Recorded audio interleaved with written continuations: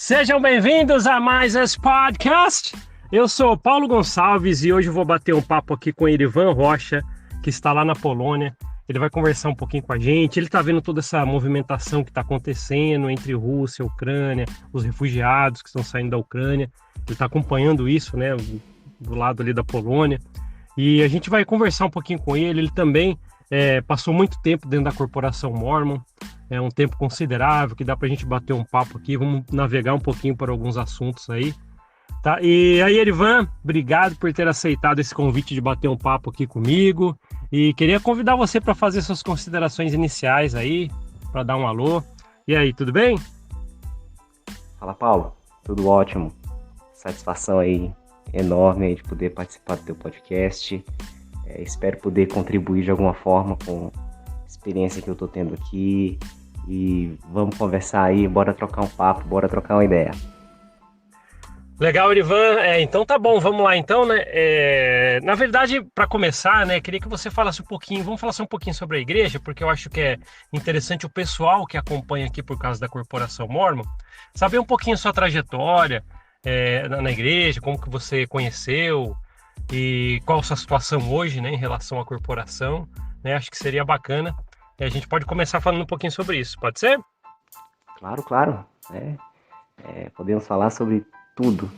Então, eu fui membro da igreja aí por 20 anos. Entrei na igreja com 16 anos, eu e minha família, né? Meu pai, minha mãe e mais uma irmã. E foi um batismo muito fácil para os missionários, que a família toda bonitinha, não tinha problemas para resolver, né? Então era só agendar o batismo. E não teve resistência nenhuma, aceitamos tudo, gostamos, tínhamos amigos na igreja, foi tudo muito bem feito, sabe?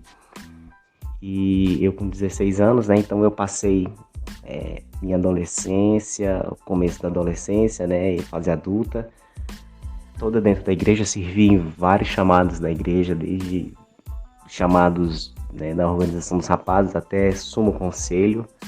Então foi bastante tempo, né?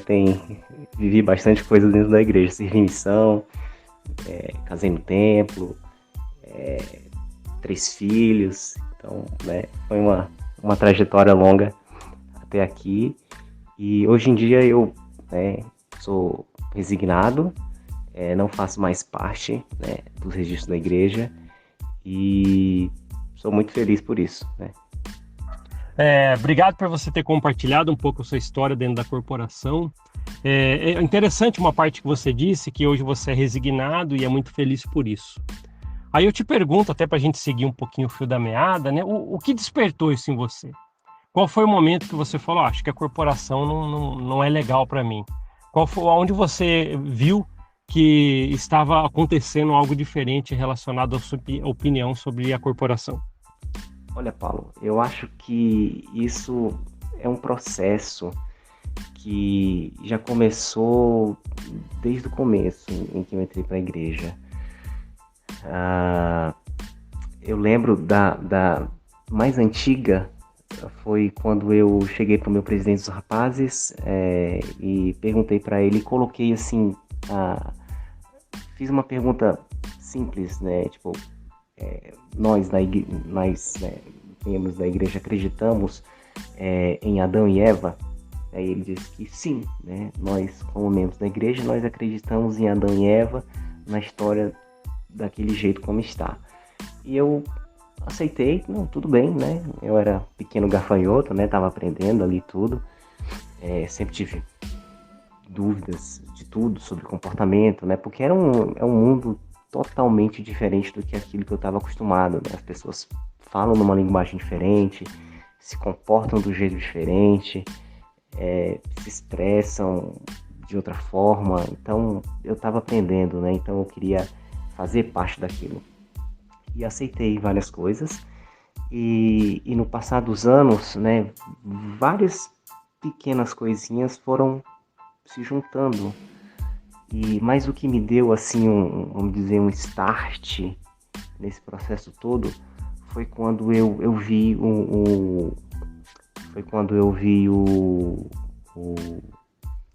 uma matéria sobre o Templo de Roma, no YouTube. Tava, assim, saiu do nada aquilo ali, sabe?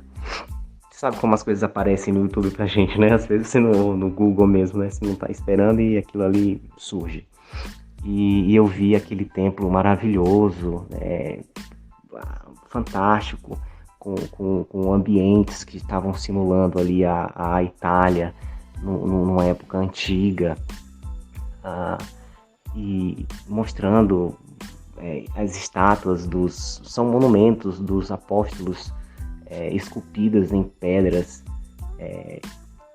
finas, coisas realmente caras, cada uma feita por um artista diferente, se eu não me engano, sabe? Então isso veio na minha cabeça e eu pensei, poxa vida, pra que isso tudo? Né? Se o objetivo do templo é fazer a ordenança, né? É fazer aquela coisa toda.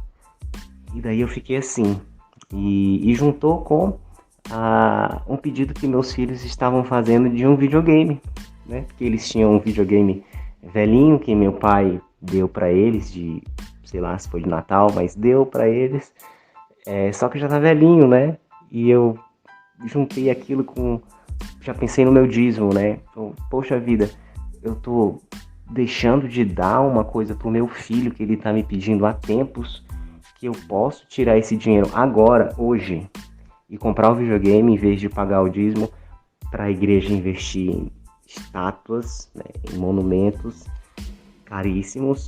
Para quê? Em função de quê? Então, esse foi assim, a gota d'água para eu começar a pesquisar alguma coisa sobre a igreja. Mas isso foi uma construção. Desde músicas que eu ouvia, desde livros que eu li, assim, livros que não tem nada a ver com religião, com nada, mas só que expandem assim a sua ideia, a sua mente, entendeu? Para outras coisas.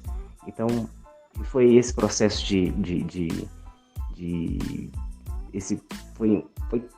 vamos dizer que foi um processo que começou lá atrás.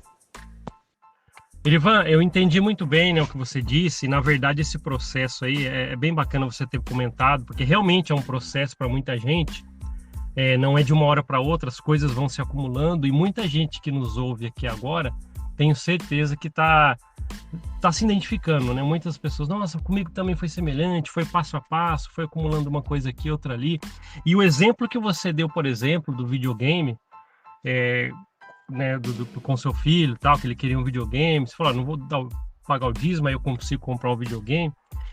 Eu já vi tanta gente nessa situação, até na época que eu trabalhava em bispado e via as pessoas se esforçando, ela, eu ia fazer isso, mas tá aqui meu dízimo.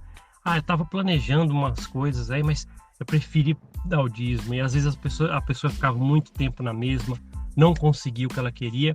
Para os altos executivos da corporação, como a gente fala aqui, andando de jatinho e dormindo em travesseiro de penas de ganso. As pessoas acham que a gente está sendo muito irônico, né? No meu caso, quando eu falo isso aí, mas é isso que essa corporação é.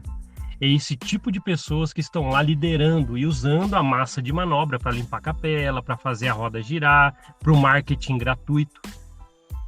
Mas obrigado por você ter compartilhado isso, sabe, Erivan? É muito importante nós tocarmos nesse assunto, porque histórias reais. Você está vendo aqui com mais uma história real, como muitos que já trouxeram aqui. E confirma muita coisa, né? Mas tá bom, eu queria que você falasse um pouquinho que lugar da Polônia que você tá e quais as movimentações que você tá vendo aí. As pessoas, né, a gente tem visto muito, por exemplo, do Brasil, a gente vê muitos noticiários de refugiados da Ucrânia indo para aí. Então, da onde você tá aí na Polônia, como é que é? Qual é a movimentação que você vê? O que você sente com as pessoas?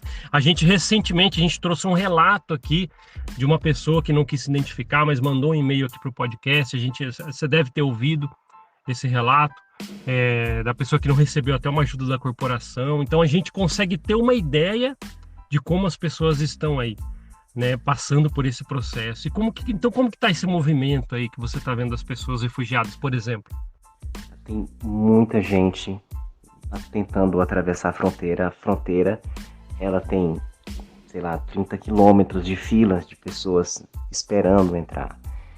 E quando elas conseguem entrar, eles estão indo para vários lugares, né? Aqui em Varsóvia, eles chegam na estação central de trem e lá as pessoas podem ir e pegar, né, alguém para ajudar, para levar para casa.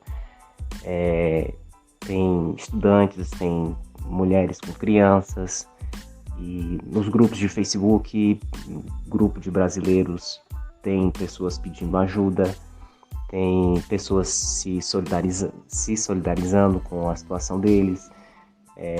Na televisão, direto notícias sobre a situação dos refugiados, da guerra, etc. Na escola da minha filha, os meus filhos, eles têm ações também que às vezes dizem que tal pessoa está precisando de itens de cozinha. Hoje, por exemplo, né, a gente separou alguns itens de cozinha para dar para essas pessoas. Já demos outras coisas que a gente tinha aqui, entendeu? E eles estão vindo, né? São pessoas que realmente perderam tudo. E é muito triste isso. Eu vou até completar com uma coisa que a minha esposa até me mostrou. No Facebook tem pessoas que oferecem casa completa para as famílias mudarem. Tem uma casa a tantos quilômetros de Varsóvia ou a tantos quilômetros de outra cidade, na cidade qualquer, e está disponível, tem 4 quartos, pode comportar tantas pessoas, e assim, são centenas de casas de pessoas que estão disponibilizando, que às vezes até trazem para sua própria casa. Então é um negócio assim que fora da realidade nossa de brasileiro, né? Porque é uma coisa que é muito difícil acontecer. Assim, vamos dizer que as pessoas não têm essa realidade, não é? De ter, assim, sobrando desse jeito. Mas aqui as pessoas fazem isso, elas têm um coração muito bom para esse tipo de coisa, apesar de sobrar, mas mesmo se não sobrar, elas têm esse sentimento, né? Afinal, são países aqui irmãos, né? Eles são todos eslavos, então eles têm uma história junta, tem histórias ruins, né? Entre Ucrânia e Polônia e tal, mas eles deram uma lição muito bonita, né? De compaixão pelo próximo. Erivan, obrigado por ter compartilhado isso. Realmente, essa compaixão de ajuda que você relatou aí é muito legal, né? As pessoas, até você, estou juntando as coisas de cozinha, tal, para poder doar e ajudar. Acho que isso faz a diferença, de verdade. Independente agora de corporação normal, ou de qualquer outra coisa, de empresa, de qualquer coisa, isso faz a diferença, né? As pessoas colocarem um pouquinho o coração em jogo e falar, eu preciso ajudar. E isso realmente é importante, é muito relevante num momento como esse. E as coisas que a gente está vendo de longe, juntando, né, com o que você está falando, dá para ver realmente o desespero de muita gente, largando tudo, né? Como você falou, largando tudo, perde tudo. E você até comentou, a gente trocou algumas mensagens antes, né, para poder marcar esse bate-papo. Você estava comentando que não tem muitas interações mais com a igreja, porque você é resignado, então talvez você não tenha informações realmente sobre a igreja aí no local que você está. Mas você tem algum conhecimento que você está vendo aí, alguma movimentação da igreja? Você conhece membros da igreja aí e sabe o que eles estão fazendo, como que a igreja está se portando quanto a isso? Ou realmente suas relações quanto a isso é bem estreitas, né? Porque você está resignado hoje. Viu, Paulo? A igreja aqui, ela é muito tímida. Ela é só um ramo, né, em um distrito, tem outros ramos no distrito, mas eu não sei te dizer assim, exatamente o que a igreja tem feito, se tem feito alguma coisa, mas eu acho que se a igreja for fazer alguma coisa, vai ser meio que até irrelevante, porque a quantidade de coisas que o próprio governo polonês e as ONGs, e eu recebi até mensagem no LinkedIn, né, de recrutadores que já tinham entrado em contato comigo, falando, né, que olha, eu costumo entrar em contato com as pessoas para oferecer vagas e tal, mas agora eu estou pedindo ajuda. Então as pessoas no individual, elas ajudam muito. Hoje eu recebi uma mensagem do OLX, né, que também tem o OLX, e dizendo que eles criaram uma área exclusiva no site para as pessoas ofertarem, né, doação, etc. Então, é muito bem organizada essa ajuda.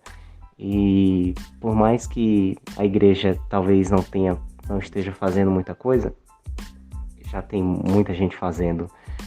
A igreja já era fraca antes da pandemia, então agora, depois da pandemia, meio que se acabou. Erivan, na verdade você foi relatando isso, eu fui pensando aqui, né, naqueles jargões velhos da corporação, né? A igreja sempre é a primeira a chegar quando tem alguma situação de calamidade. Eu cresci ouvindo isso. 40 anos dentro da corporação eu ouvi muito isso. Falava isso. E a gente acaba vendo que não é dessa forma, né? Ela lá sendo investigada por desvio de 100 bilhões de dólares e comprando ações de empresas, tá? E você acaba pensando a respeito disso. Poxa, ela é a primeira a chegar? Tá bom. E quando ela chega, o que ela faz? Aquela coisa pequena para sair como um marketing, né? E geralmente a igreja faz isso mesmo.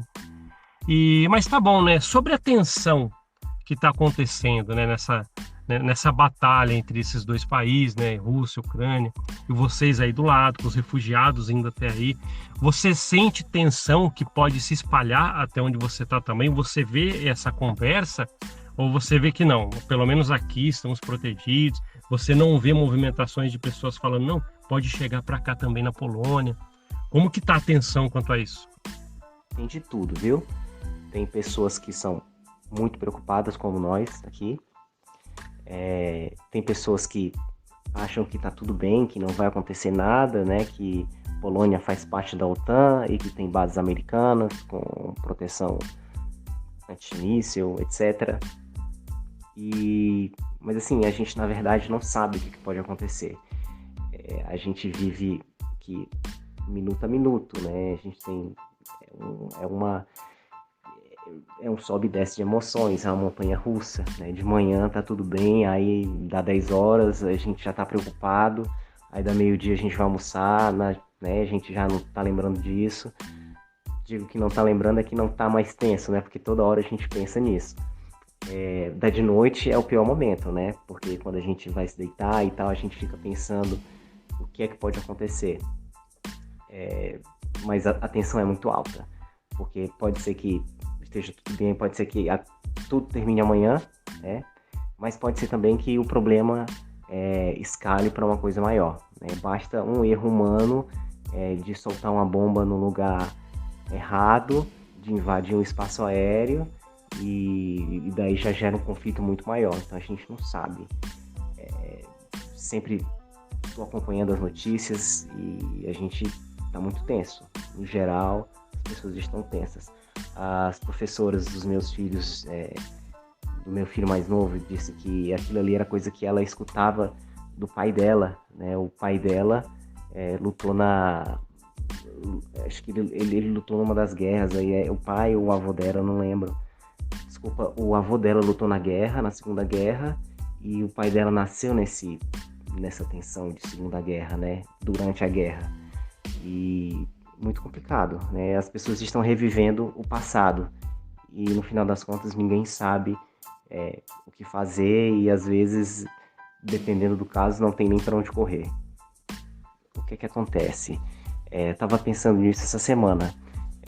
A gente tá no Brasil, a gente assiste essas matérias, né, no Oriente Médio, e a gente vê nesses lugares de conflito, a gente assiste ali na televisão, no jornal, e depois, né, você fica ali, né, um pouco tenso, né, fica preocupado com aquelas pessoas, com aquelas imagens fortes e tal, só que daí acaba o jornal, já emenda a novela e acabou aquilo ali. E aí você vai viver a sua vida normalmente, como se o mundo tivesse assim, mil maravilhas e tá tudo ok. Tá muito longe de você. Agora, quando você tá morando próximo, numa região de conflito dessa, apesar de não estar no conflito em si, né, propriamente dito, mas aquilo ali não sai. Na televisão, você sabe que aquilo ali está na sua porta, eles podem estar aqui amanhã para o almoço, se eles quiserem, entendeu? Claro, tem vários fatores aí que impedem isso, né? Mas é muito perto. Então, é uma tensão gigante, algo que o brasileiro, né, que tá vendo de longe não consegue imaginar. Às vezes algumas pessoas mandam mensagem para mim no WhatsApp, eu digo como é que tá, aí a pessoa fala assim, eu imagino. Eu respondo, não, você não imagina, porque só sabe quem vive, né? Sabe que tá aqui do lado, tá no quintal. Então é uma tensão, é um sentimento horrível de você não relaxar. É triste, é horrível. Erivan, pelo seu relato aí, né, dá para sentir mesmo, né, porque fica o temor do inesperado que pode acontecer. É como você falou, né, tem algumas coisas que talvez possa impedir de chegar até onde você está, mas, pelo que a gente está vendo, muitas coisas podem ser quebradas e isso pode acontecer sim, né? Ficou bem destacado quando você falou que vai dormir à noite e, na verdade, fica com aquele pensamento, o que será, o que vai acontecer? Não dá para ficar tão tranquilo quanto ficam realmente as pessoas para cá, que vai desligar o jornal, como você falou, e vai fazer outra coisa, e o conflito não está na porta deles.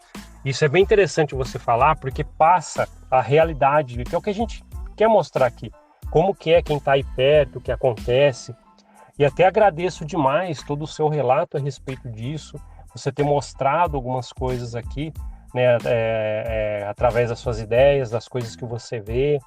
Obrigado por compartilhar também a sua história na corporação. Hoje você não faz mais parte, deu para entender também que você em algum momento despertou, como você falou, né, foi degrau por degrau, foi acumulando, como muita gente que vai se identificar com a sua história aqui.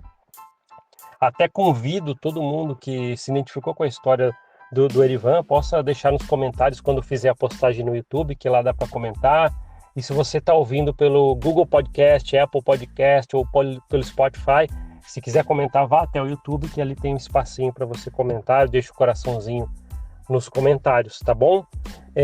Mas Erivan, gostaria de convidar você para fazer suas considerações finais, tá livre aí para você falar o que você quiser, para as pessoas que estão ouvindo a gente, tá? Então fica à vontade aí para essas considerações aí. Eu que agradeço a oportunidade de ter compartilhado aqui algumas coisas e um pouco da minha experiência, o que a gente tem vivido aqui, e logo no seu canal, que foi muito importante na minha crise de fé, que eu pude ter uma percepção diferente, como a forma como você aborda os temas, né, forma bem-humorada, apesar, né, de ser um assunto, vamos dizer, que é triste, né, depois de 4 décadas, né, eu depois de 2, a gente descobrir que tudo aquilo que a gente aprendeu foi ensinado de uma forma diferente do que realmente aconteceu. Eu me senti traído, porque entrei, né, para a organização achando que era uma coisa que na verdade era outra. Mas ainda bem que tem pessoas como você que botam a cara aí, dão a cara a tapa, e como você fala, é uma locomotiva e ela não vai parar e não deve parar mesmo. Então, um grande abraço para você, um grande abraço aí para todo mundo e vamos seguir firme nisso aí. Erivan, muito obrigado por ter participado aqui com a gente nesse podcast. É legal as coisas que você trouxe muita informação também, isso é bacana ver do lado daí, quem está próximo a tudo que está acontecendo. Então tá bom. Obrigado por ouvir esse podcast. A gente se vê na próxima. Até mais. Tchau, tchau.